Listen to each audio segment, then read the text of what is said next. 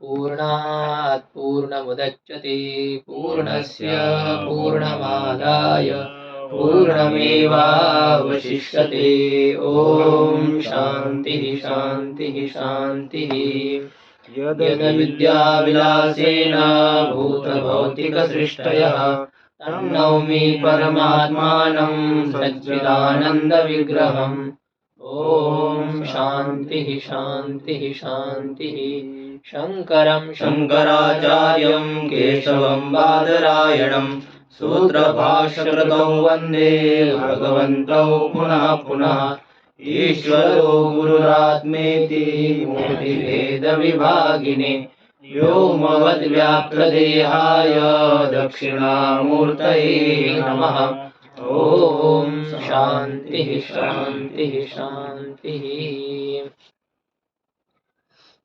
नेदम रजतम इस निषेध प्रतीति का विषय व्यावहारिकत्वावच्छिन्न प्रातिभाषिक रजत प्रतियोगिता का अभाव है, ये सिद्धांति ने कहा।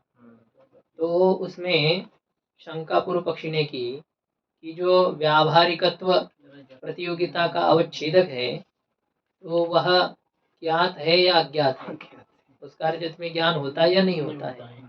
यदि ज्ञान होता है तो फिर व्यावहारिकत्वावच्छिन्न रजत ही यदि विद्यमान हो तो रजत ऐसे रजत प्रतियोगिता का अभाव कैसे रहेगा। घटत्व विशिष्ट घट यदि है कपाल में तो घटत्वावच्छिन्न प्रतियोगिता का घटाभाव कैसे रहेगा, नहीं रहेगा। तो ये है कि अभाव की ही सिद्धि नहीं हो सकती है। और यदि व्यावहारिकत्व ज्ञात नहीं होता है ये मानेंगे फिर प्रतियोगिता अवच्छेदक का ज्ञान न होने के कारण से व्यावहारिकत्वावच्छिन्न प्रातिभाषिक रजत प्रतियोगिता का अभाव का प्रत्यक्ष नहीं होना चाहिए। इस प्रकार से दोनों तरफ से फंसाने का प्रयास पूर्व पक्षी ने किया, लेकिन सिद्धांति ने कहा कि यहाँ जो व्यावहारिकत्व है इसकी हम अनिर्वचनीय उत्पत्ति मानते ही नहीं है, है ना। मतलब प्रत्यक्ष मानना है का मतलब कैसे प्रत्यक्ष होगा, उसकी अनिर्वचनीय उत्पत्ति मानने पर उसका प्रत्यक्ष होगा ना। पदार्थ की सत्ता अवश्यम भावी होती है प्रत्यक्ष ज्ञान में। जब प्रत्यक्ष ज्ञान होता है तब पदार्थ वर्तमान होता है। तो यदि व्यावहारिकत्व का आपको प्रत्यक्ष करना है रजत में, तो रजत में प्रातिभाषिक रजत में तो व्यावहारिकत्व है नहीं तो क्या करना पड़ेगा, अनिर्वचनीय उसकी कल्पना करनी पड़ेगी, अनिर्वचनीय उत्पत्ति होगी। रजत के समान अनिर्वचनीय व्यावहारिकत्व भी उत्पन्न हो गया, यह स्वीकार करना पड़ेगा। और यदि व्यावहारिकत्व उत्पन्न हो गया, व्यावहारिकत्व है, तो फिर तदावच्छिन्न प्रतियोगिता का रजत अभाव कैसे रहेगा, इस प्रकार से पूर्व पक्षी ने कहा था। तो सिद्धांति ने इसका समाधान करते हुए कहा कि हम यहाँ पर व्यावहारिकत्व की अनिर्वचनीय उत्पत्ति मानते ही नहीं है, क्योंकि जहाँ पर आरोप्य सन्निकृष्ट हो, निकट हो, ऐसे जगह पर हम अनिर्वचनीय पदार्थ की उत्पत्ति स्वीकार नहीं करते। जहाँ पर आरोप्य निकट नहीं है वहीं पर ही हम अनिर्वचनीय पदार्थ की उत्पत्ति मानते हैं। जैसे शुक्ति में रजत निकट नहीं है, आरोप्य जिसका आरोप किया जा रहा है, जो भ्रांति ज्ञान का विषय है, वो रजत वहाँ निकट नहीं है, इसलिए हम क्या करते हैं, वहाँ उसकी अनिर्वचनीय उत्पत्ति स्वीकार कर लेते हैं। किंतु व्यावहारिकत्व वहाँ निकट है अधिष्ठान में, शुक्ति में व्यावहारिकत्व है कि नहीं है। उस शुक्तिगत व्यावहारिकत्व की ही यदि रजत में प्रतीति संभव है तो वहाँ अनिर्वचनीय उत्पत्ति स्वीकार करने की कोई आवश्यकता नहीं, हम ऐसे जगह पर अन्यथा ख्याति को स्वीकार कर लेते हैं। जैसे कि उदाहरण दिया था कि जपा कुसुम पुष्प की रक्तिमा स्फटिक में प्रतीत होती है, तो अब स्फटिक में रक्तिमा की अनिर्वचनीय उत्पत्ति स्वीकार करने की कोई आवश्यकता नहीं है, क्योंकि चक्षु संबद्ध जो रक्तिमा है जपा कुसुम की, उसी की ही अन्य जगह पर प्रतीति संभव है, तो वहाँ अनिर्वचनीय पदार्थ की उत्पत्ति स्वीकार करने में गौरव है, ये हम नहीं मानते वहाँ पर। हाँ, यदि बीच में कोई व्यवधान हो तो भी यदि रक्तिमा की प्रतीति हो रही हो तो तब तो हम अनिर्वचनीय उत्पत्ति उसकी स्वीकार करेंगे। यदि कुछ में कुछ कपड़ा आदि का हो तो फिर भी प्रतीति होती है तो फिर हम वहाँ पर अनिर्वचनीय उत्पत्ति मानते हैं। इस प्रकार से शुक्ति रजत की चर्चा चल रही थी। शुक्ति पर प्रतीत होने वाला जो रजत है वो मूला विद्या का कार्य है अथवा तूला विद्या का कार्य है। दोनों पक्ष सही है। मूला विद्या का कार्य भी है मानो तो भी कोई आपत्ति नहीं है। शुक्ति के ज्ञान से भले ही रजत का बाध न हो, लेकिन मुसल के प्रहार से घट के समान उसकी निवृत्ति होने में कोई आपत्ति नहीं है। और तुला विद्या कार्य पक्ष में तो बहुत सरल है। शुक्ति के ज्ञान से शुक्ति के अज्ञान के साथ रजत की निवृत्ति होती है, रजत का बाध हो जाता है। इसलिए रजत नेदम रजतम ये कहना कोई असंभव इस प्रकार से नहीं है, कोई शंकास्पद हो इस प्रकार से तो कुछ है ही नहीं। ये विचार हो गया। अब इसके बाद में पूर्व पक्षी ने कहा कि चलो ठीक है, रजत आदि का अध्यास होने पर कोई आपत्ति नहीं है, ये हम भी समझ गए, लेकिन जो अहंकार आदि का अध्यास आत्मा में मानते हो वो नहीं बन सकता है, क्योंकि आत्मा अधिष्ठान ही नहीं हो सकता है। तो आत्मा अधिष्ठान क्यों नहीं हो सकता है? तो कहा कि अधिष्ठान बनने के लिए जो घटक चाहिए वो आत्मा में नहीं है। पहला घटक क्या है? आध्यस्यमान पदार्थ के साथ समानता होनी चाहिए। जिसका भ्रम होना है उसके साथ समानता होनी चाहिए। शुक्ति और रजत में समानता है, इसलिए शुक्ति अधिष्ठान है। और दूसरी बात है कि अधिष्ठान अंश द्वय से युक्त होना चाहिए, दो अंश वाला होना चाहिए, सावयव होना चाहिए। एक सामान्य अंश और विशेष अंश, ऐसे दो अंश। शुक्ति में सामान्य अंश भी है, विशेष अंश भी है। ईदंता सामान्य अंश है, नील पृष्ठ त्रिकोणता आदि विशेष अंश है। आत्मा में ऐसे कोई अंश नहीं है, आत्मा निरंश है, इसलिए अधिष्ठान नहीं बन सकता।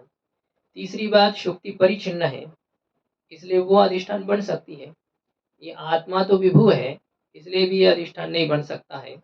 और चतुर्थ बात थी कि अध्यस्त पदार्थ के साथ एक ज्ञान के विषयता की योग्यता होनी चाहिए, एक ज्ञान का विषय बनना चाहिए। अधिष्ठान अध्यस्त के साथ मिलकर के एक ज्ञान का विषय होना चाहिए। अयम सर्पः, रज्जु सर्प के साथ मिलकर के ज्ञान का विषय हो रही है। तो वैसे यदि हो तो ठीक है, अधिष्ठान माना जाए, लेकिन यहाँ तो कोई भी बन नहीं रहा है आत्मा में। तो दृष्टांत वैसे होना चाहिए ना, आपको परिचिन्न में ही भ्रम दिखाई दे रहा है, और विभु में यदि भ्रम है तो यहीं पर क्यों हो रहा है? बाहर भी तो होना चाहिए। अहंकार आदि का अध्यास इसी देश में क्यों? आत्मा तो खाली जगह है कि नहीं, वहाँ भी होना चाहिए। ये परिचिन्न ही अधिष्ठान होना चाहिए, इस प्रकार से यह है। सिद्धांति ने कहा कि कोई बात नहीं, ये सब जो तुमने कहे अधिष्ठानता के घटक, वो सब हम आत्मा में घटा देते हैं।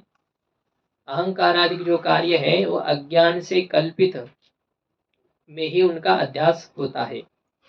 अज्ञान से प्रतिबिंबित जो है चिदाभास, उसमें ही उनका अध्यास हो जाता है।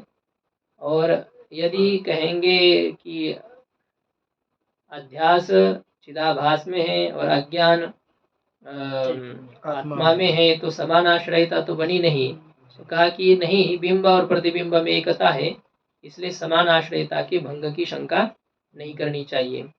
और आत्मा किसी पद का वाच्य ही नहीं है, तो उसमें अधिष्ठान पद वाच्यता कैसे? तो कहा कि शुद्ध आत्मा भले ही किसी पद का वाच्य न हो, किंतु अज्ञान आदि से अवचिन्न जो आत्मा होता है, उपहित जो आत्मा होता है, उसमें ये सब बातें घटने में कोई आपत्ति नहीं है, ऐसा कहा। सादृश्य भी बनता है, अहंकार आदि के साथ आत्मा का सादृश्य भी है। क्या सादृश्य है?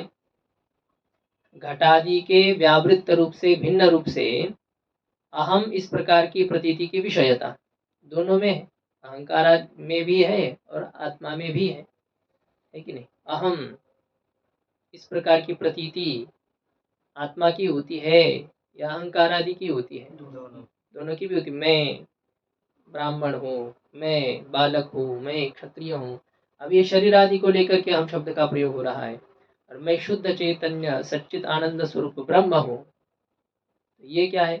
ये आत्मा को हम प्रतीति विषय कर रही है, तो सादृश्य भी है, और इसमें कोई दोष नहीं है भ्रम होने के लिए। तो सिद्धांति ने कहा क्यों नहीं है? अविद्या ही दोष है। सभी दोषों का जो जड़ है वही यहाँ पर है, दोष नहीं क्या कह रहे हो? दोष का भंडार, दोष का बीज ही यहाँ पर है।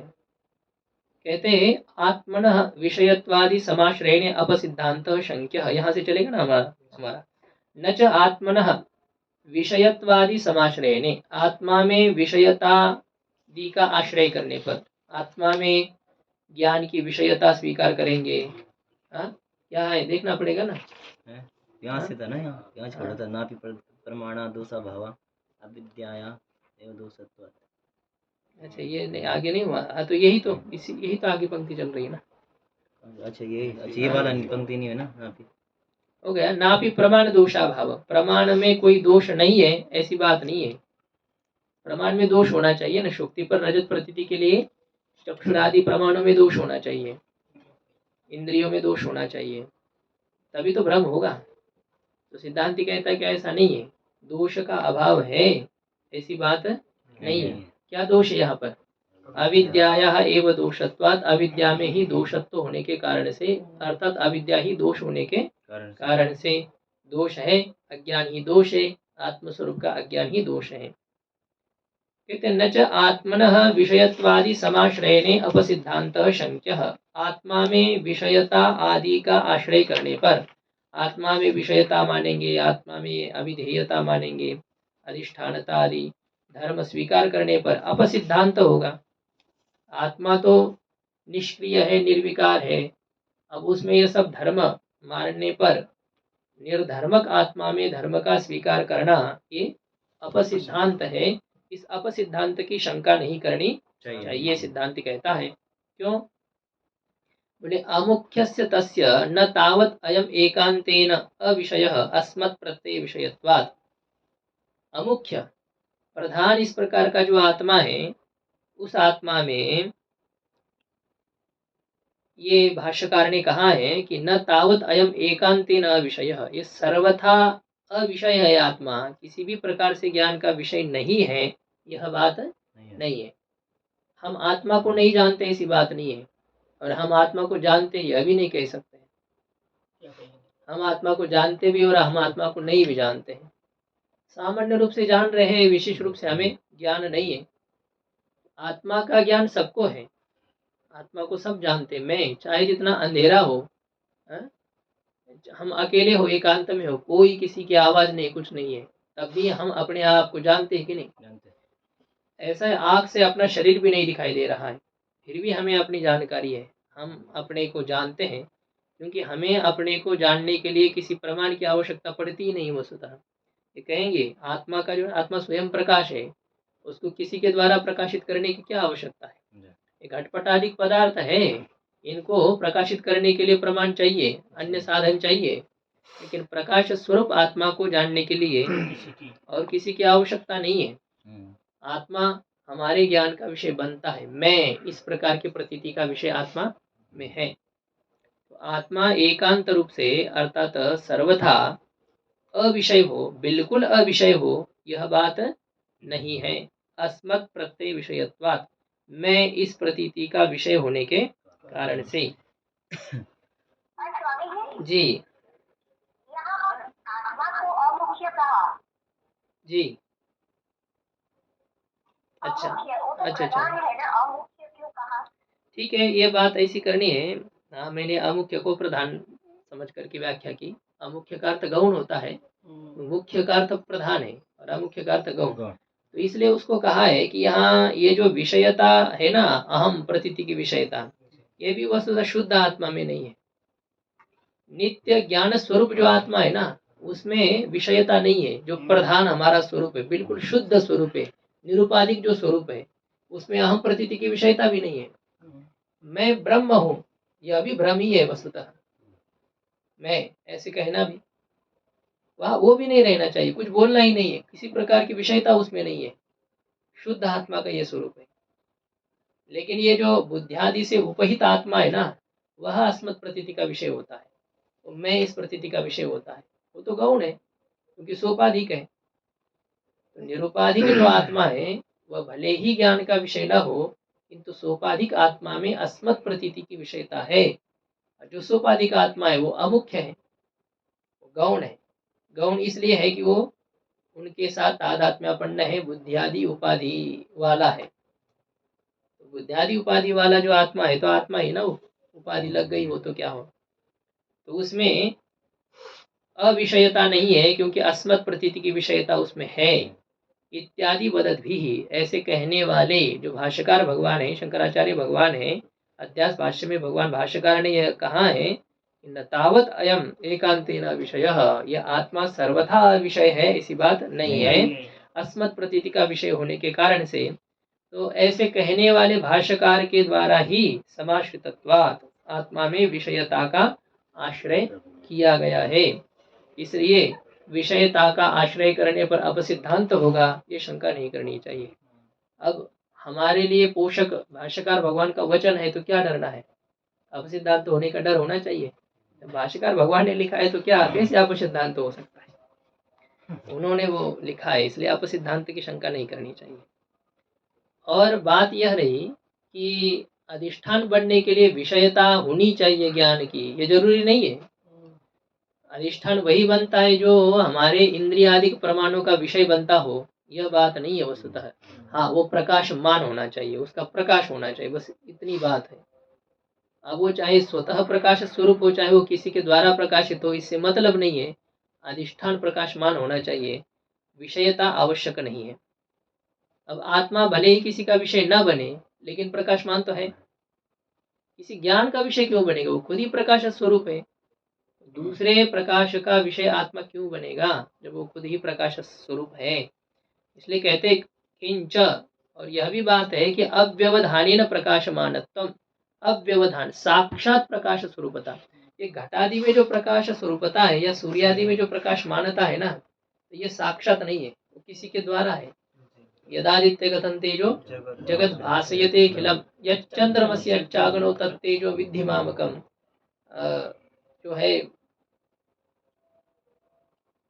कठोपनिषद मुंडकादिक में भी यह बात है कि जिसके मृत्युर्धावति पंचम, ऐसा जो आया ना, मद भयात तपति सूर्य, अच्छा मद भयात वहति वायु, दहत्याग्नि, ऐसा कुछ है।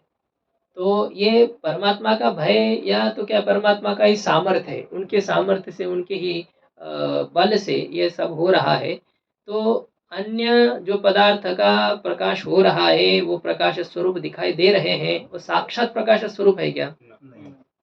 अव्यवधानेन प्रकाशमानत्व में अधिष्ठानत्व प्रयोजकम, अधिष्ठानता का प्रयोजक होता है साक्षात प्रकाश का विषय बनना। प्रकाशमानता नहीं कहा है, साक्षात प्रकाश स्वरूप होना, उसका प्रकाश होना चाहिए। तो ये है अधिष्ठानता का प्रयोजक, न तो अधिष्ठान से विषयत्व, अधिष्ठान में विषयता होना कोई अनिवार्य नहीं है, अधिष्ठान का प्रकाश होना चाहिए। तो वो चाहे साक्षात प्रकाश हो, चाहे और किसी के माध्यम से प्रकाश हो, प्रकाश की जरूरी है। विषयता अधिष्ठान में आवश्यक नहीं है, क्योंकि गौरव दोष होने के कारण से। न तो अधिष्ठान से विषयत्व, अधिष्ठान में विषयत्व भी है, ये कहना उचित नहीं है, गौरव दोष होने के कारण से। क्योंकि उसके बिना यदि बन रहा है ना, अधिक कल्पना को गौरव कहते हैं। यदि उसकी कल्पना के बिना भी कार्य हो रहा हो, फिर भी आप अतिरिक्त अधिक मान रहे हो, तो ये गौरव दोष होगा। तो साक्षात प्रकाश रूपता, इससे यदि अधिष्ठानता संभव हो, तो किसी प्रमाण की विषयता की कल्पना करना ये उचित है? नहीं, कोई जरूरी नहीं, गौरव दोष होने के कारण से। न च विषयत्व विना अधिष्ठानस्य अव्यवधानेन प्रकाशमानत्वम एव न दृष्टम इति न च वाच्यम। पूर्व पक्षी कहता है भाई वो किसी जी आत्मा के प्रकाश से बाकी सब चीज प्रकाशित होती है, तो आत्मा का प्रकाश तो विषय तो हो गया ना। आत्मा का प्रकाश कैसे विषय हो गया, मतलब यहाँ अन्य प्रमाणों का, अन्य इनका विषय होगा क्या आत्मा का प्रकाश? खद्यो तो जो है वो सूर्य को प्रकाशित करेगा क्या? या बिजली आदि सूर्य को प्रकाशित करेंगी क्या? सूर्य के प्रकाश से ये सब कुछ प्रकाशित है, जो सूर्य के प्रकाश से प्रकाशित हो। लेकिन हम जब खद्यो देखते हैं या कोई भी सूर्य चंद्र जो भी देखते हैं, वो प्रकाशित होता है आत्मा द्वारा जी। तो उसको देख के हमें आत्मा का प्रकाश भी तो उसके साथ साथ विषय हो गया। हाँ, नहीं मतलब उसके साथ साथ क्या हम वो अब कल्पना करते हैं। कल्पना क्या करते हैं, शास्त्र प्रमाण से मानते हैं भाई ये जड़ सूर्य आदि के यदि प्रकाश कर रहे हैं, इसका मतलब इसके पीछे कोई ना कोई प्रकाश स्वरूप चैतन्य है, ऐसा यह है। उस चैतन्य को हम सूर्यादि प्रकाश के माध्यम से जान रहे हैं क्या, दिखाई दे रहा है क्या हमें वो किसी भी प्रकार से? सूर्य के प्रकाश के बल से हम इतने पदार्थों को देख रहे हैं, हम पुस्तक को देख रहे हैं, मोबाइल को देख रहे हैं, आप लोगों को, एक दूसरे के शरीर को हम देख रहे हैं। क्या इस प्रकार से सूर्य के प्रकाश के द्वारा हम आत्मा को विषय करते हैं क्या? आत्मा को हम जानते हैं क्या? आत्मा को जानते नहीं ना, जान नहीं सकते ना इसको। नहीं, मेरा मेरा कहने का मतलब अलग है। मान लीजिए अंधेरा हो जी और हम कमरे में आए और लाइट जला दी और फिर हमने पुस्तक देखी, तो लाइट के द्वारा हमने पुस्तक देखी, तो पुस्तक के साथ साथ वही बल्ब का प्रकाश भी हमारा विषय बन गया। बल्ब का तो प्रकाश। हाँ, तो जब हम सूर्य को देखते हैं, चंद्रमा को जो भी देखते हैं, वो आत्मा के प्रकाश के द्वारा देखते हैं। जैसे बल्ब के प्रकाश के द्वारा हम पुस्तक को अंधेरे में देखते हैं, तो फिर आत्मा का प्रकाश भी एक तरह से विषय हो गया। नहीं, वो उस प्रकार से जो है ना विषय बनने की बात ये हो रही है कि जैसे बिजली के प्रकाश से आपने पुस्तक को देखा, है ना, बिजली के प्रकाश से पुस्तक को देखा और बिजली के प्रकाश से मानो वो जो बल्ब है, अब उस बल्ब को आप देख रहे हैं, जिससे बिजली आ रही है उस बल्ब को भी आप देख रहे हैं, ठीक है, उस साधन से उसको आप देख रहे हैं। क्या इस प्रकार से किसी प्रकाश से आत्मा को इस प्रकार से कैसे देख सकते हैं आप? विभु आत्मा को, और जिसमें कोई विशेषता नहीं है, ऐसे आत्मा किस प्रमाण का विषय हो रहा है हमारे शुद्ध चेतन स्वरूप आत्मा? नहीं, मैं नहीं कह रही कि वो किसी के प्रकाश से हम आत्मा को देख रहे हैं। मैं कह रही हूँ आत्मा के प्रकाश से हम बाकी सब चीज देखते हैं, इसलिए आत्मा का प्रकाश भी एक तरह से विषय हो गया आत्मा का ही। विषय नहीं हुआ, उसने सबको प्रकाशित किया। अब जिसने सबको प्रकाशित किया वो भी कुछ है और उसको हम देख रहे हैं, ऐसा नहीं। देखने वाले हम उससे अलग है क्या? हम उसको तब देख पाएंगे ना जब हम अलग हो और वो हमारा दृश्य हो। दुनिया के जितने पदार्थ है ना वो हमारे दृश्य है, इसलिए हम उनको देख सकते हैं। लेकिन इन सभी दुनिया के पदार्थों को प्रकाशित करने वाला जो चेतन आत्मा है वो तो हमारा स्वरूप है ना, हम उसको कैसे देख सकते हैं? वो हमारा दृश्य, हमारा ज्ञेय, हमारे ज्ञान का विषय वो कैसे बनेगा? हमारे ज्ञान का विषय हमसे भिन्न होना चाहिए ना। हम ये अपना स्वरूप है, तो हम अपने स्वरूप को अन्य किसी प्रकाश के माध्यम से कैसे जान सकते हैं? अच्छा, खुद को ही खुद जानना, खुद को खुद जानना मतलब तो कर्म कर्तृ विरोध है ना। स्वस्य स्वयमेव प्रकाशते इति स्वयं प्रकाश। ये स्वयं प्रकाशता है कि आत्मा की खुद ही खुद का प्रकाशन करना। इसकी स्वयं प्रकाशता का मतलब होता है किसी अन्य प्रकाश का विषय न होते हुए जो सबका प्रकाशक हो। ये किसी के द्वारा प्रकाशित नहीं होता लेकिन सबका प्रकाश करता है, ये आत्मा स्वयं प्रकाश है, ऐसा है। आत्मा को हम विषय कर तब सकते हैं कि जब हमारा हमसे वो अलग है। हम कल लो ये इसमें देखा ना, विदितात अथवा अविदितात अधि, तो ज्ञेय और अज्ञेय से भिन्न है। तो ज्ञान का विषय कौन होता है? जो हमसे भिन्न हो। अज्ञान का विषय कौन होता है? जो हमसे भिन्न हो। और आत्मा हमारा स्वरूप है, तो हमारे ज्ञान का विषय कैसे बनेगा? यदि ज्ञान का विषय नहीं बनेगा तो उसमें विषयता कैसे? विषयता नहीं है तो हमारे ज्ञान का विषय नहीं है, तो क्या हम उसे जानते हैं? हमें अपने स्वरूप का ज्ञान है, हाँ, क्योंकि वो स्वयं प्रकाश ना, खुद ही प्रकाश स्वरूप है।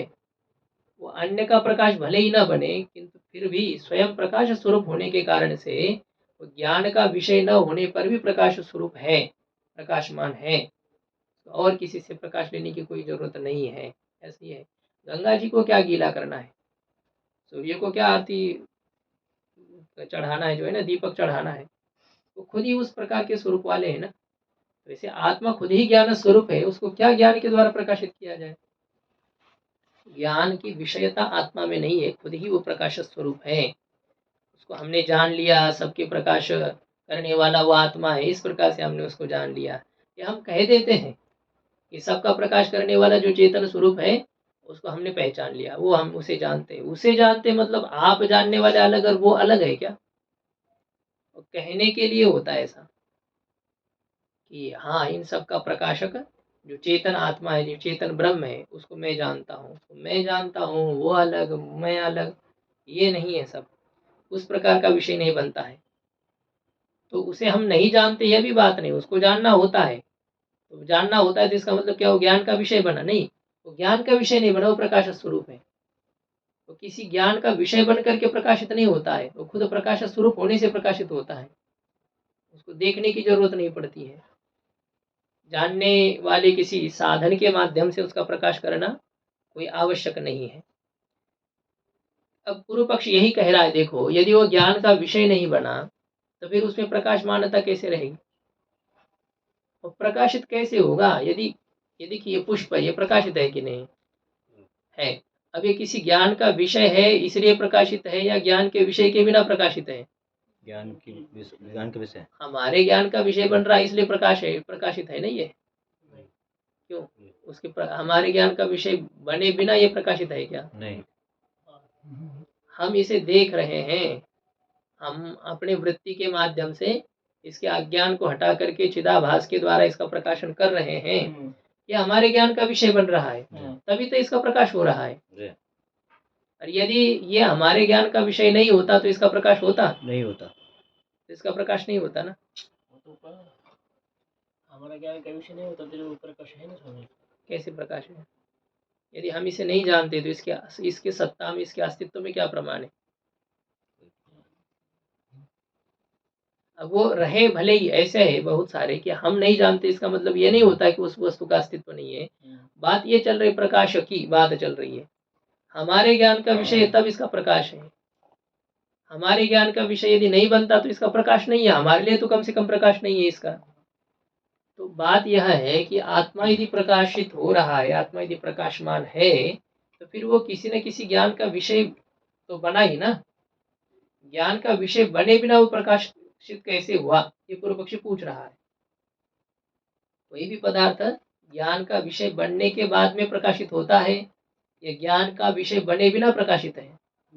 दोनों भी हो सकता है। कैसे ज्ञान का विषय बने बिना कैसे प्रकाशित होता है? कोई पदार्थ दिखाइए। अगर ज्ञान का विषय नहीं है फिर भी उसकी सत्ता तो है ही, कहीं ना कहीं तो प्रकाशित है ही हो, भले हमारे लिए नहीं है, किसी और के लिए तो प्रकाशित है ही हो। नहीं तो जिसके लिए, तो उसका प्रकाश का विषय बना, वो ज्ञान का विषय बना ना। बना, हाँ। ज्ञान का विषय बने बिना हम ये नहीं कहते हमारे ज्ञान का विषय। प्रकाशमान तो है ही ना। कौन? वो तो जो यदि है तो किसी न किसी के ज्ञान का विषय है, ईश्वर के ज्ञान का विषय है ये सब। कोई भी पदार्थ हो, वो प्रमेयत्व सभी में है। नैयायी कहते हैं घटो विधेय प्रमेयत्वात्। तो प्रमेयत्व कहाँ रहता है? सर्वत्र। सब जगह प्रमेयत्व का मतलब यथार्थ ज्ञान विषयत्व। तो ज्ञान विषयता है तभी तो उसका प्रकाश है। ज्ञान का विषय न हो तो प्रकाश कैसे? नहीं, हम नहीं जानते। अरे आपके ज्ञान का विषय न हो, किसी न किसी के तो ज्ञान का विषय है ना। आपने चंद्र को देखा क्या? नहीं देखा। अंदर वहां जा करके नहीं। मंगल ग्रह को, तो क्या वो किसी के ज्ञान का विषय नहीं बना है क्या? बना है। तो आपके ज्ञान का विषय भले ही न बना, लेकिन किसी के ज्ञान का विषय बना है, इसलिए वो उसे जानते, उसका प्रकाश हुआ है। तो प्रकाश हुए बिना प्रकाशमानता कैसे, ये पूर्व पक्षी पूछ रहा है कि विषयत्व बिना अधिष्ठानस्य अव्यवधानेन प्रकाशत्वमेव न दृष्टम। विषयता के बिना अधिष्ठान में किसी न किसी ज्ञान का विषय बने बिना अधिष्ठान में अव्यवधानेन प्रकाशमानत्वम, किसी व्यवधान के बिना प्रकाशमानता न दृष्टम, प्रकाशमानता ही नहीं देखी जाती है। यही आपको उदाहरण दिया, ज्ञान का विषय बने बिना ये प्रकाशमान कैसे, पदार्थ का प्रकाश कैसे?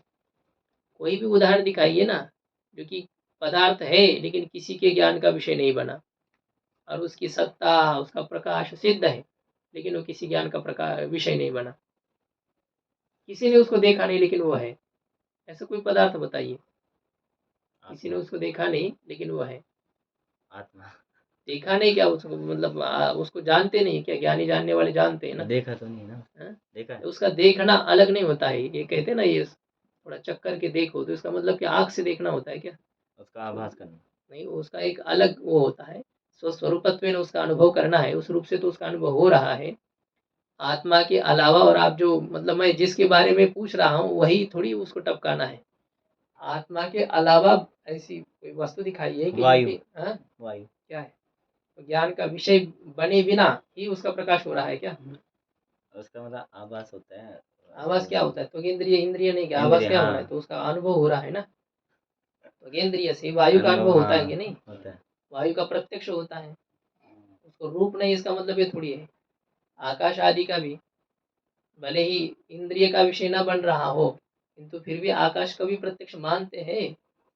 वो जो पक्षी उड़ता है ना का ऊपर में, तो उस पक्षी से अवचिन्न जो देश विशेष है ना, तो वो वहां पर जो अंतःकरण की वृत्ति तदाकार हो जाती है, उस समय आकाश का भी प्रत्यक्ष मानते हैं। आकाश का भी प्रत्यक्ष होता है। खाली जगह है ना, तो इसके आकार आकारी अंतःकरण की वृत्ति हो गई तो क्या हुआ? यहाँ हमारे वेदांत में विषय का प्रकाशन करने के लिए रूप आदि की कोई जरूरी थोड़ी है? विषय का प्रकाशन करने के लिए रूप ही चाहिए, ऐसा ऐसा आवश्यक है क्या? चाक्षुष प्रत्यक्ष के लिए नहीं, ये कहते रूप चाहिए। तो आज प्रत्यक्ष के लिए भी वो कहते कि रूप से विशिष्ट स्पर्श हो तो उसका प्रत्यक्ष हो। ये बात यहाँ नहीं है। यहाँ प्रकाश प्रत्यक्ष करने के लिए क्या चाहिए? हाँ, यहाँ प्रत्यक्ष का क्या लक्षण है वेदांत परिभाषा में? प्रमाण चैतन्य का हम्म, विषयावचन चैतन्य के साथ अभेद। हाँ, योग्य वर्तमान अबाधित विषयावचन चैतन्य के साथ अभेद, ये प्रत्यक्ष का लक्षण है। यहाँ पर वो हम क्या कर सकते हैं? ये सुख दुख राग द्वेष इन सबका प्रत्यक्ष करते हैं, उसमें कोई रूपाधिक नहीं है, फिर भी उसका प्रत्यक्ष होता है। तो बात क्या चल रही है हमारी कि विषयता के बिना, ज्ञान का विषय बने बिना, किसी के भी ज्ञान का विषय बने बिना अधिष्ठान में अव्यवधान से अर्थात साक्षात प्रकाशमानता कहीं नहीं देखी जाती है। शुक्ति अधिष्ठान है कि नहीं है? तो क्या शुक्ति किसी के ज्ञान का विषय बनती है क्या?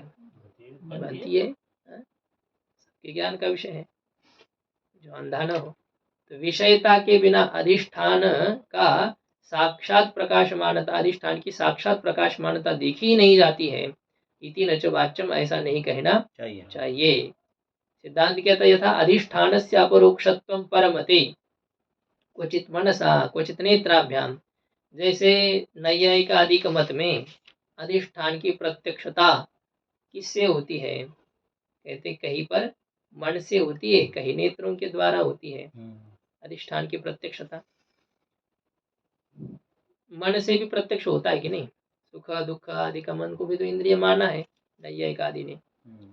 तो अधिष्ठान की प्रत्यक्षता जैसे नैयायिक मत में कहीं पर मन से होती है तो कहीं नेत्र आदि से होती है ना? केवल इन दोनों से ही नहीं, अन्य भी इंद्रियों को उपलक्षण से समझ लेना है। तो उसी प्रकार से अस्मन मते स्वतोपि, तो उसी प्रकार से हमारे मत में अधिष्ठान की जो प्रत्यक्षता है वह स्वतः भी होती है, मतलब किसी इंद्रिय की अपेक्षा के बिना भी अधिष्ठान की प्रत्यक्षता होती है, ऐसा हमारे मत में है। तो दूसरे तो ऐसा मानते हैं, आप क्यों बोले दूसरा मानते हैं? इसका मतलब हमें कोई स्वतंत्रता नहीं है क्या विचार की? उन्होंने वैसा माना, हम ऐसा मानते हैं। हम कहते स्वतः भी होती है प्रत्यक्षता। इत्यत्र बाधक अभावत, अब इसमें कोई बाधक नहीं है। यदि काटना हो तो काट करके दिखाओ। हम कहते इसमें कोई बाधक नहीं कि मन से प्रत्यक्ष होता है, इंद्रिय से प्रत्यक्ष होता है, तो वैसे ही स्वतः भी पदार्थ का प्रकाश हो सकता है, होता है, इसमें कोई बाधक नहीं है। बाधक अभावत। अब पूर्व पक्षी पूछता है यदि स्वतः प्रत्यक्ष आत्मा में या स्वतः जो प्रत्यक्ष हो उसमें किसका अध्यास देखा जाता है? बताइए ऐसा कोई अधिष्ठान जो कि स्वयं प्रत्यक्ष है, किसी का विषय नहीं बना है और उसमें भ्रम हो रहा है, कोई अध्यास हो रहा है, ऐसा कोई दृष्टांत बताओ।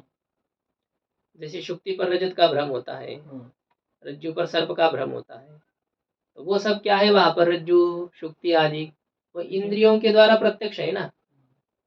तो ऐसा कोई बताइए कि जो स्वतः प्रत्यक्ष हो और उसमें किसी का भ्रम हो रहा हो। कह रहे हैं, सिद्धांति दिखा रहा है, देखो बताएंगे। पूर्व पक्षी पूछ रहा है पहले स्वतः अपरोक्षे, जो स्वतः प्रत्यक्ष है। स्वतः का मतलब क्या होता है? किसी के अपेक्षा के बिना जो खुद ही प्रत्यक्ष है। यद साक्षात अपरोक्षात ब्रह्म कहते ना, ब्रह्म साक्षात अपरोक्ष है, तो किसी के माध्यम से प्रकाश स्वरूप नहीं है, प्रकाशमान नहीं होता है, खुद ही प्रकाश स्वरूप है। उसकी अग्नि को जलाने पर वो गर्म हो गई धीरे धीरे। पहले लोगों ने बहुत जलाया, बहुत तपाया उसको, इसलिए अग्नि तप गई। ऐसा है क्या? अग्नि को क्या तपाने से वो थोड़ी तप गई है। जल को फ्रिज में रख रख करके ठंडा हो गया क्या गंगा जी का जल? नहीं, वो वैसे उसका ये है, उसका स्वरूप ही है। चेतन आत्मा का स्वरूप ही प्रकाश है, उसको किसी के द्वारा प्रकाश करने की क्या आवश्यकता है। स्वतः प्रत्यक्ष आत्मा में स्वतः जो प्रत्यक्ष है उसमें कस्य अध्यास दृष्ट, ऐसे स्वतः प्रत्यक्ष में किसका अध्यास देखा गया है।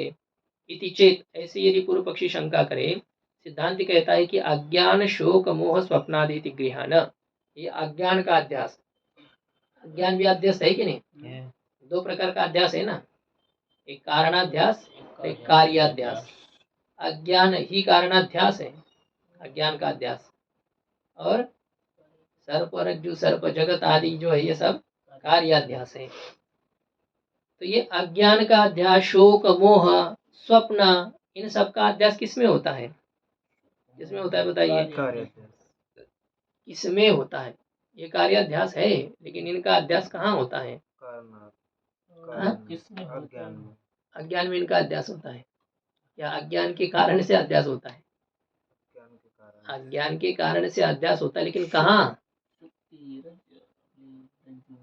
क्या प्रश्न क्या पूछा जा रहा है कि शोक मोह अज्ञान इन स्वप्न आदि पदार्थ, आत्मा में हाँ, इनका अध्यास कहाँ होता है, कहाँ होता है? आत्मा में होता है, ये प्रश्न का उत्तर है। स्वप्न का अध्यास कहाँ हो रहा है, आत्मा में हो रहा है।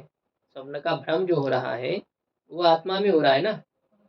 शुक्ति पर रजत दिखता है तो स्वप्न जो है वो कोई वहां पर क्या है, वहां कोई व्यावहारिक जगत आदि पड़ा हुआ है क्या, स्वप्न शुक्ति आदि का, आत्मा में अध्यास हो रहा है। तो शोक का अध्यास, मोह का अध्यास, अज्ञान का अध्यास, स्वप्नादि का अध्यास, वो कहाँ देखा जाता है, आत्मा में। और आत्मा किसी के द्वारा प्रकाशमान है या खुद ही प्रकाश स्वरूप है, खुद ही खुद ही प्रकाश हाँ, तो खुद प्रत्यक्ष में कहाँ भ्रम देखा जाता है, बोले वही तो देखा जा रहा है। अज्ञान शोक मोह स्वप्न आदि ये सब तुम समझो गृहान। गृहान कौन सा लकार है, लोट लकार मध्यम पुरुष एकवचन। हाँ, कौन सा धातु है, कौन सी धातु है, गृहीकरण। ग्रह उपादान ग्रह उपादाने, ये धातु है। इसको संप्रसारण कैसे हुआ,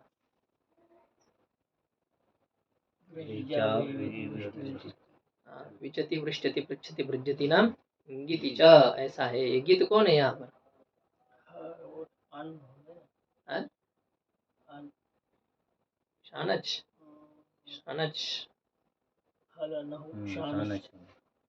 हाँ, हलह स्नः शानच जौ, हलंत से परे ही प्रत्यय परे रहते न, स्ना है, क्रियादिभ्य स्ना, स्ना विकरण के स्थान पर शानच आदेश हो जाता है। वो शानच जो है वो गीत है, सारो धातु कमपित सूत्र से वो क्या है, गीतवत है। और वैसे ही प्रत्यय भी गीत था, सेहरिय पिच्च अपित है, और अपित सारो धातु गीतवत है। तो यह है अज्ञान शोक मोह स्वप्न आदि का भ्रम कहाँ होता है, हाँ, साक्षात अपरोक्ष आत्मा में होता है। तथा च, तो कहने का अभिप्राय यह है कि परै ही यथा अक्षिगम्य शुक्तिकादो रजतादि भ्रम स्वीकृत तथा स्वतः अपरोक्षे आत्मनि अहंकारादि भी भ्रमेपि नास्ति बाधकम। जैसे नैयायिक आदि के द्वारा चक्षुरादिक इंद्रिय के विषय जो शुक्तिकादि, उनमें रजतादि भ्रम का स्वीकार किया जाता है, करते कि नहीं। चक्षुर आदि का विषय जो शुक्ति है, रज्जु है, स्थानु है, मृगजल है, मृगजल मतलब नहीं, वो किरण है सूर्य के, तो उनमें जिस प्रकार से सर्पादि का भ्रम स्वीकार करते हैं कि नहीं, अन्य करते हैं, इसका मतलब हम नहीं करते ऐसी बात नहीं, लेकिन वो भी कर रहे हैं। तो उसी प्रकार से स्वतः अपरोक्ष आत्मनि, उसी प्रकार से स्वतः अपरोक्ष जो आत्मा है उस आत्मा में अहंकारादि विभ्रमे भी नास्ति बाधकम, अहंकारादि का भ्रम स्वीकार करने में भी कोई बाधक नहीं है। पूर्व पक्षी फिर कहता है कि आत्मा में दो अंश कहाँ है, ज्ञात और अज्ञात अंश, सामान्य और विशेष अंश कहाँ है। जैसे शुक्ति क्या है, सामान्य रूप से ज्ञात है और विशेष रूप से अज्ञात है। तो शुक्ति में दो अंश है कि नहीं, एक ज्ञात अंश है, एक अज्ञात अंश है, एक सामान्य अंश है, एक विशेष अंश है। ज्ञात अंश कौन सा है, सामान्य। कौन सा है सामान्य शुक्ति में, इदम जो है वो सामान्य है, वो ज्ञात अंश। सामान्य यही है कि वो ब्रह्म काल में अध्यस्त पदार्थ के साथ मिलकर के भी प्रतीत होती है, होता है, और बाद में भी वो रहता है ऐसा। आधार जिसे कहेंगे, और एक अधिष्ठान अंश होता है जो कि भ्रांति काल में प्रतीत नहीं होता है और जिसके प्रतीत होने से भ्रम ही नहीं रहता है, उसे अधिष्ठान अंश कहते हैं। जो यहाँ पर अज्ञात अंश है, विशेष रूप से अज्ञान शुक्ति का। तो शुक्ति में दो अंश है कि नहीं? है। तो आत्मा में ऐसे दो अंश है क्या? ज्ञात और अज्ञात दो अंश। है। पूर्व पक्षी पूछ रहा है, देखो तो वो तो नहीं ये कह रहे हैं, कह रहा है वो, क्योंकि प्रकाश स्वरूप में कैसे ज्ञात और अज्ञात दो अंश मानेंगे? तो खुद प्रकाश स्वरूप है। सूर्य में प्रकाश और अंधकार ऐसे दो अंश है क्या? नहीं। उसमें दो अंश कैसे मान सकेंगे? प्रकाश स्वरूप आत्मा में अज्ञात अंश कहाँ से लाएंगे? हम सामान्य तो जानते हैं, हाँ? है आत्मा। हाँ, है तो ज्ञात अंश। और वैसे अंश यदि मानते हो, निरवय आत्मा में अंश कैसे मान पाओगे आप? देखो क्या कह रहे हैं, ननु स्वयं प्रकाशस्य आत्मनः ज्ञाता ज्ञातांश असंभवात्। स्वयं प्रकाश स्वरूप आत्मा में ज्ञात अंश अज्ञात अंश संभव है क्या? ज्ञात अज्ञात अंश की संभावना न होने के कारण से कथम अधिष्ठानता, आत्मा में अधिष्ठानता कैसे? अधिष्ठान वही बनता है जो सामान्य रूप से ज्ञात हो, विशेष रूप से अज्ञात हो। अब इसमें तो नहीं है आत्मा में सब, तो अधिष्ठानता कैसे? इति चेत, ऐसा यदि हो तो पूर्व पक्षी ऐसे कहने पर सिद्धांति कहता है उच्यते। अब हमारे द्वारा कहा जाता है, सुनो। दूरस्थयोः वृक्षत्वेन प्रतीयमानयोः अपि तावन मात्र रूप भेद न ज्ञायते इति अंगीकार्यम। जैसे दूर में स्थित वृक्षत्वेन प्रतीयमानयोः, दूर में स्थित है और वृक्ष रूप से प्रतीत होने वाले ऐसे दो पेड़ है, मानो दूर से दिखाई दे रहे हैं। यहाँ से तो दूर से दिखाई देने वाले जो दो पेड़ है, उन दोनों पेड़ों में तावन मात्र रूप भेद न ज्ञायते, उनमें जो भेद है ना वो यही है, ये अमुक वृक्ष है, ये तमुक वृक्ष, ये यही तक है, वो यहाँ वहां तक है, इतना बड़ा इतना छोटा है, ये कोई ज्ञान होता है क्या? नहीं। तो उनका वास्तव भेद ज्ञात नहीं होता है, ये स्वीकार करना पड़ेगा कि नहीं? दोनों में एक रूप से दिखाई देता है। देखो ना, सामने वाले चोटी पर अब दो पेड़ यदि दिखाई देते हैं तो वो आप कहेंगे अरे ये तो दोनों समान ही है, एक ही जाति वाले पेड़ है, ऐसा लगेगा। उनका भेद प्रतीत होता है क्या? उनका भेद नहीं जाना जाता है, इस प्रकार से मानना पड़ेगा, ऐसा अंगीकार्यम। क्यों? यदि नहीं मानेंगे तो क्या होगा? बोले अन्यथा अभेद भ्रांति अनुदया पाता, तो उसमें जो अभेद भ्रम हो रहा है ना, अभेद भ्रांति, ये पाठ ठीक है ना? अन्यथा भेद भ्रांति है क्या? हाँ, अभेद किया है, अन्यथा अभेद भ्रांति। नहीं तो फिर जो अभेद भ्रम हो रहा है कि दोनों पेड़ों में हो रहा है, तो उस अभेद भ्रम का अनुदय का प्रसंग आने के कारण से, अभेद भ्रम के अनुत्पत्ति का प्रसंग आने के कारण से क्या मानना पड़ेगा? दोनों का भेद ज्ञात नहीं हो रहा है, दोनों में भेद है, लेकिन दोनों में भेद का ज्ञान न होने से क्या होता है? अभेद का भ्रम होता है। भेद है कि नहीं? है, लेकिन ज्ञात हो रहा है क्या? नहीं हो रहा। तो नहीं हो रहा, ये आपने कैसे मान लिया? भ्रम होने के कि अभेद भ्रांति हो रही है ना। तो यदि भेद का ज्ञान होता तो अभेद का भ्रम कैसे होता? अभेद भ्रम के अनुत्पत्ति का प्रसंग आने के कारण से जैसे उन दोनों वृक्षों के भेद का ज्ञान नहीं होता है, ये स्वीकार करना पड़ता है। एवं इसी प्रकार से ज्ञाते अपि आत्मनि, आत्मा यद्यपि ज्ञात है फिर भी अज्ञातत्व संभवात, फिर भी उसमें अज्ञातता संभव होने के कारण से।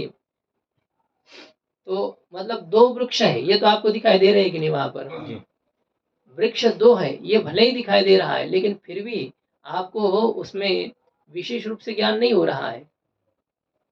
मतलब भेद अभेद भ्रम हो रहा है कि नहीं दोनों में? एक ही प्रकार के वृक्ष एक ही है, इस प्रकार से।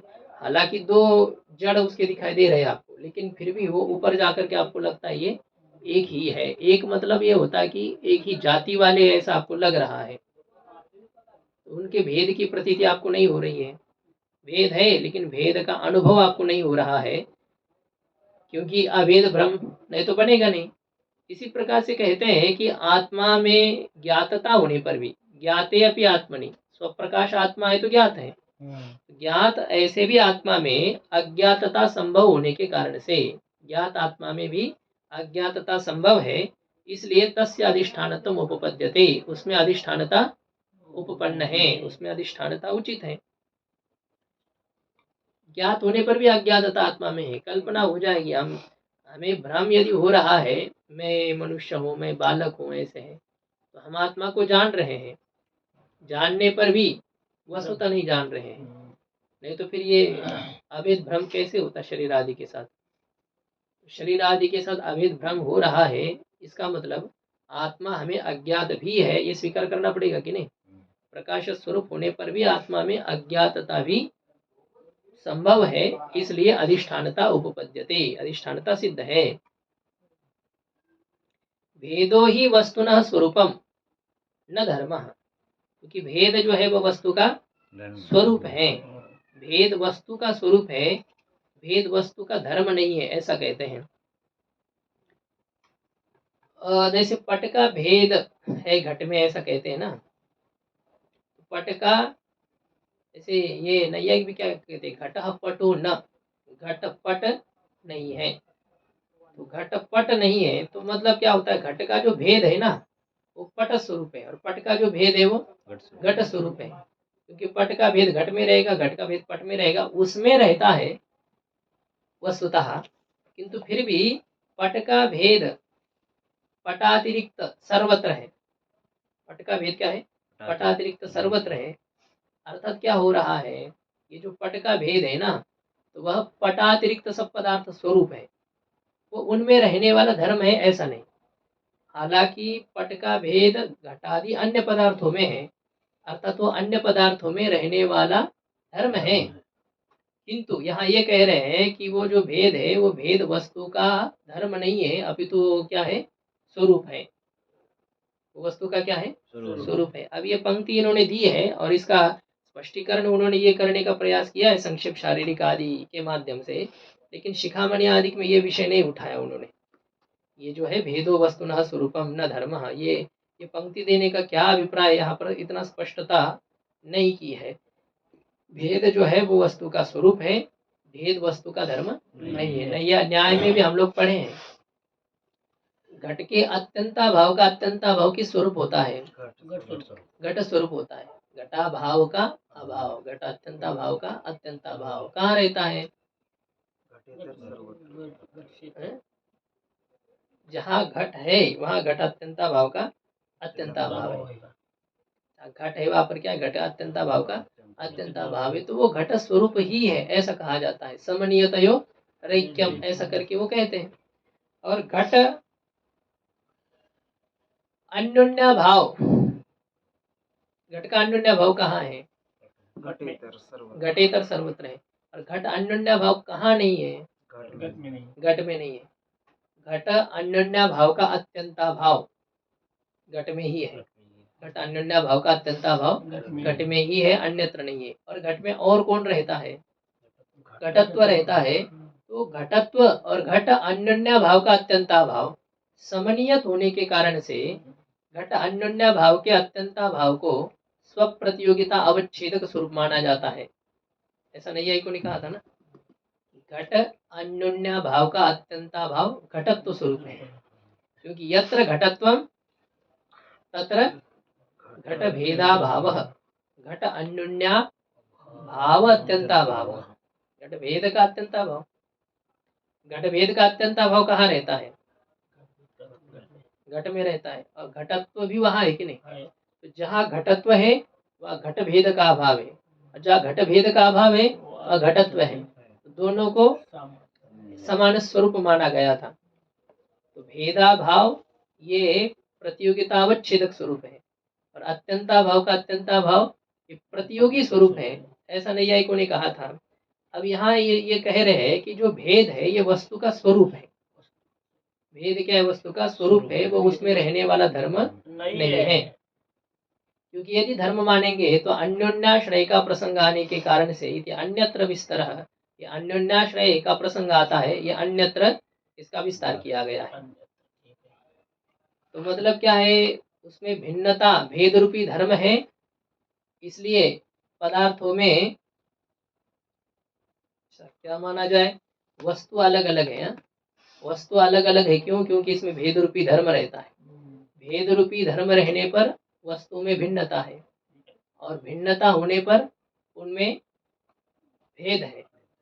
मतलब भेद की सिद्धि होने पर वस्तुओं के पदार्थों की भिन्नता की सिद्धि होगी। वैसे भिन्नता और भेद अलग नहीं है, लेकिन अब ये जैसी पंक्ति लगा रहे हैं उस हिसाब से भिन्नता है? एक ही है भिन्नता। और क्या है भिन्नत्वम और भेदः, वैसे कोई भाव में ही दोनों भी अर्थ अलग नहीं होना चाहिए, किंतु अब ये दोनों पुस्तक भिन्न है। क्यों? क्योंकि इसमें परस्पर का भेद रूपी धर्म रहता है। तो इसका भेद रूपी धर्म इसमें है, इसलिए ये इससे भिन्न है, और इसका भेद रूपी धर्म इसमें है, ये इसलिए इससे भिन्न है। तो मतलब दोनों वस्तु के भिन्नता के लिए यदि आप उसमें कोई भेद रूपी धर्म मानेंगे तो क्या होगा? भेद की सिद्धि होने पर दोनों के पृथक अस्तित्व की सिद्धि होगी, और दोनों के पृथक अस्तित्व की सिद्धि होने पर भेद की सिद्धि होगी। इसलिए हम ये कहते हैं कि ये भेद धर्म नहीं है, अभी तो भेद क्या है? वस्तु का स्वरूप है। ये घट जो है ना, ये पट आदि के भेद का स्वरूप है। पट आदि का भेद इसमें रहता है ऐसा नहीं, ये पट आदि का भेद ही है। घट मूर्तिमान पट आदि का भेद है, पट मूर्तिमान पटेतर का भेद है। ऐसा इस प्रकार से भेद या स्वरूप ही है। अब ये बात इनको क्यों कहनी पड़ी, ये बात तो नहीं समझ में आ रही यहाँ पर। अब उन्होंने दिया है संक्षेप शारीरिक के ये कोई पंक्तियां भी दी, लेकिन उसका स्पष्टीकरण फिर यहाँ होना चाहिए था, ये किया नहीं उन्होंने। और शिखामणिकार ने भी इस विषय को नहीं उठाया, वो अलग ही चल रहे हैं। यहाँ से वो आगे उन्होंने विचार भले ही किया है, यहाँ कुछ बात उठाई नहीं है। अब ये उक्तम अर्थम अन्यत्र अपि अतिदिशति, अब ये जो अर्थ कहा ना अभी का, तो इसका अन्यत्र भी अतिदेश करते हैं। मतलब रज्जु शुक्ति रजत भ्रम के चर्चा जो हमने की, प्रत्यक्ष अथवा प्रत्यक्ष भ्रम की, तो इसका अन्यत्र भी अतिदेश करते हैं। ये मूल में जो आया एवं प्रत्यक्ष भ्रमांतरेषु अपि प्रत्यक्ष सामान्य लक्षण अनुगमः, इस प्रकार से प्रत्यक्ष अन्य भ्रमों में भी प्रत्यक्ष का जो सामान्य लक्षण है उसका अनुगति, उसकी अनुवृत्ति समझनी चाहिए, व्याप्ति समझनी चाहिए। तो जैसे प्रत्यक्ष अन्य भ्रम कौन से है? टीका में देखिए, प्रत्यक्ष भ्रमांतरेषु, प्रत्यक्ष अन्य भ्रम कौन से भ्रम? पीतः शंखः, ये प्रत्यक्ष भ्रम है कि नहीं? है शंख पीला है, दिखाई देता है? नहीं हाँ? देता है। देता है। किसको दिखाई देता है? वो हमने बातें की। हाँ, जिसको दोष, वो क्या कहते हैं ना, पीलिया दोष है। वो ऐसा। हाँ? कुछ क्या बोलते हैं? हाँ, वो भी एक है। उसको तो सर्प का भ्रम होता है, मतलब उसको बांस में सर्प का भ्रम होता है। मंडुक वसांजन दोष, ऐसा जो है, मंडुक की, मेंढक की चर्बी को यदि आंख में लगाया जाता है, चर्बी का जो तेल होता है उसको यदि आंख में लगाया जाता है तो बांस को देख करके भी सर्प का भ्रम होता है, ऐसा कहा जाता है। तो वो मंडुक वसांजना ऐसा वो आता है न्याय में। तो यहाँ तो ये नहीं, यहाँ बात ये चल रही, पीतः शंख, शंख पीला है, ये प्रत्यक्ष भ्रम है कि नहीं? हाँ। है। तो पीतिमा तो वैसे यहाँ पर ही है, आंख में यहाँ पर पीतिमा है, और उसी की प्रतीति आपको सामने में हो रही है। और तिक्तः गूढ़ः, गुड़ तीखा है, तो तीखापन गुड़ में है या तीखापन आपकी जीवा में है? हाँ, तीखा मतलब कड़वा। यहाँ तिक्तः गूढ़ः, गुड़ तीखा नहीं लगता है। गुड़ कैसा लगता है? कड़वा लगता है। जब बुखार आ जाता है अथवा जब सर्प ने काटा है किसी को, तो फिर उसको ऐसे कड़वी चीज उसको मीठी लगेगी, और मीठी चीज उसको कड़वी लगेगी। ऐसा ही है, सर्प को जब काटता है तो ऐसा कहा जाता है, तिक्तः गूढ़ः। ये जो प्रत्यक्ष भ्रम है, इन अन्य भ्रमों में भी प्रत्यक्ष सामान्य लक्षण, प्रत्यक्ष का जो सामान्य लक्षण है, क्या है प्रत्यक्ष का सामान्य लक्षण? प्रमाण चैतन्य का विषय चैतन्य के साथ। अबे तो यहाँ पर एक है चित्वम, क्या सामान्य लक्षण है? चेतन रूपता, चैतन्य रूपता, चैतन्य का अभेद, दोनों प्रकार के चैतन्य का अभेद रूपता, ये लक्षण अन्य प्रत्यक्ष भ्रमों में भी समझना चाहिए। तो कहते फिर प्रत्यक्ष प्रमा का क्या लक्षण है कि नहीं? प्रत्यक्ष प्रमा में भी तो ये अतिव्याप्ति हो जाएगी। तो कह रहे नहीं, यथार्थ जो प्रमा है उसका लक्षण है प्रमाण चैतन्यस्य अबाधित योग्य वर्तमान विषयावच्छिन्न चैतन्याभिन्नत्वं अभिन्नत्वं यथार्थ प्रत्यक्ष लक्षणम। प्रमाण चैतन्य का अबाधित योग्य वर्तमान विषयावच्छिन्न चैतन्य के साथ अभेद, यही यथार्थ प्रत्यक्ष का लक्षण है। तो इस प्रकार से ये दोनों को समझना है अलग अलग, प्रत्यक्ष प्रमा अलग है, प्रत्यक्ष भ्रम अलग है। अब आगे है उक्तम प्रत्यक्षम पुनर्विभजते। अब जो प्रत्यक्ष कहाँ है उसका विभाग करते हैं कि वो प्रत्यक्ष दो प्रकार का है, एक इंद्रियजन्य प्रत्यक्ष है और एक इंद्रिय से अजन्य प्रत्यक्ष है। उक्तम प्रत्यक्षम प्रकारांतरेण द्विविधम, जो प्रत्यक्ष कहाँ है वो अन्य प्रकार से दो प्रकार का है। पहले हमने सविकल्पक प्रत्यक्ष, निर्विकल्पक प्रत्यक्ष, ज्ञानगत प्रत्यक्ष, विषयगत प्रत्यक्ष, ऐसे विचार हमने किए थे ना। अब यहाँ पर अन्य प्रकार से इस प्रत्यक्ष की चर्चा कर रहे हैं। कहते दो प्रकार के प्रत्यक्ष हैं, एक इंद्रियजन्य प्रत्यक्ष है और एक तदजन्यम इंद्रिय से अजन्य प्रत्यक्ष। ऐसे भी होता है। सुख का प्रत्यक्ष इंद्रियजन्य नहीं है ऐसा कहेंगे, नैयायिक तो कहेंगे वो तो इंद्रियजन्य ही है, लेकिन यहाँ ये है मन इंद्रिय नहीं है, इसलिए उससे जो सुखादि का प्रत्यक्ष होता है। वैसे भी तो मन से सुख का प्रत्यक्ष नहीं होता है वेदांत मत में। सुख का प्रत्यक्ष जो साक्षी भाष्य है, अंतःकरण की वृत्ति जब सुखाकार हो जाती है, बाह्य इंद्रिय के सहायता के बिना ही अंतःकरण की वृत्ति जब सुखाकार होती है, तो उस वृत्त्यवच्छिन्न चैतन्य का योग्य वर्तमान अबाधित सुखरूपी विषयावच्छिन्न चैतन्य के साथ आभेद हमेशा है कि नहीं? हमेशा। सुख कभी अज्ञात रहता है क्या? नहीं। सुख हो गए तुम्हें पता नहीं कि तुम्हें सुख हो रहा है, क्यों? बोले पर्ची मिली नहीं है कल की, मिली थी कल की। तो जो उसमें वो सुख हो ऐसी नहीं, किसी को बताना नहीं पड़ता है सुख अथवा दुख की, वो हमें पहले से ही पता चल जाता है। अज्ञात सत्ता सुखादि की नहीं है। तत्र इंद्रियाजन्यम सुखादि प्रत्यक्षम, सुखादि का जो प्रत्यक्ष वो कैसा है? इंद्रिय से अजन्य है। क्यों? बोले मनस इंद्रियत्व निराकरणात्, मन के इंद्रियता का निराकरण करने के कारण से। पहले हम लोगों ने ये देखा मन को इंद्रिय नहीं मानते वेदांत परिभाषाकार, और वेदांत में ऐसे है दो पक्ष है, मन को इंद्रिय मानना या न मानना, इसके ऊपर विवाद चलता है। वाचस्पति मिश्र जी मानते हैं मन को इंद्रिय, कोई लोग नहीं मानते हैं, ऐसे यह है। क्योंकि भाष्यकार भगवान का यहाँ स्पष्ट ऐसा कोई प्रमाण रूप नहीं मिलता है मन को इंद्रिय माना जाए या न माना जाए। इसलिए पीछे सब जितने प्रमाण दिए थे उसका खंडन भी किया था ना। क्या इंद्रियाणाम मनश्चास्मि, और मनष्ठानि इंद्रियाणि प्रकृति स्थानी कर्षति, उस सब का खंडन किया था। उससे मन की इंद्रियता की सिद्धि नहीं होती है, ये कहा था। तो ये सुखादि का प्रत्यक्ष जो है वो इंद्रिय से अजन्य है, क्योंकि मनस इंद्रियत्व निराकरणात्, भले ही मन से सुखादि का प्रत्यक्ष मान लिया जाए, फिर भी मन इंद्रिय न होने से उस प्रत्यक्ष को इंद्रियाजन्य प्रत्यक्ष कहेंगे। और इंद्रिय कौन सी है उसकी चर्चा है। अब चलो, अब कितना दौड़ने से पूरा तो होने वाला है नहीं, है कि नहीं? तो ज्यादा भी आपको क्यों दिमाग को गर्म करें, है कि नहीं? अब उसको करने के लिए 30 मिनट चाहिए अभी, और 20-25 मिनट चाहिए। टीका भी है ना। ओम पूर्णमदः पूर्णमिदं पूर्णात् पूर्णमुदच्यते पूर्णस्य पूर्णमादाय पूर्णमेवावशिष्यते। ओम शांति शांति शांति।